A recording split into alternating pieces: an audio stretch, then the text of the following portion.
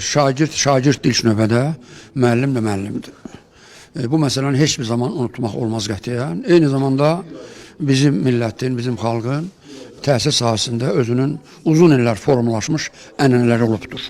O ənənələrdən də birdən-birə Avropa standartlarına keçməyi mən şəxsən düzgün hesab eləmirəm. Biz də həmişə, məsələn, biz də oxumuşuq 50-60-cı illərdə məktəbdə müəllimi ən yüksək səviyyəli, hətta ilahi qüvvət kimi qiymətləndirirdik. Məsələn, bir yerdə müəllim keçəndə çəkilib dayanırdıq ki, müəllim keçsin, hörmət edirdik.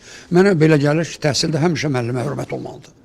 Həm şagird hörmət eləməlidir, həm valideyn hörmət eləməlidir, həm də cəmiyyət hörmət eləməlidir müəllimə. Müəllim, çünki əgər biz uşaqlarımızın taleyini və yaxud da ölkəmizin gələcəyini müəllimə etibar edirsə, o zaman biz müəllimə hörmət eləməliyik və hər xırda şey şirdib müəllimi günahlandırmağa çalışmamalıyıq. Mən məsələn o halları həmişə qınamışam, yenə qınayıram. Əvvəla o hallar olmamalıdır. Məsələn biz oxuduğumuz vaxtı, inanın, valideynimizin yanında heç kəs müəllim haqqında mən fikir söyləyə bilməzdi. Bir fikir olsa da valideynimiz bizi danlayardı ki, siz şagirdsiniz, siz öyrənənsiniz, müəllim isə öyrədən, sizə yol göstərən. Ona görə də onların dediklərini hörmətlə qarşılamaqla düşünürəm ki, cəmiyyətimizdə bu hallar baş verirsə bu mənfi hallardır. Hamımız bircə cəmiyyət bunu qınamalıdır. Müəllimə hörmətsizlik eləmək olmaz.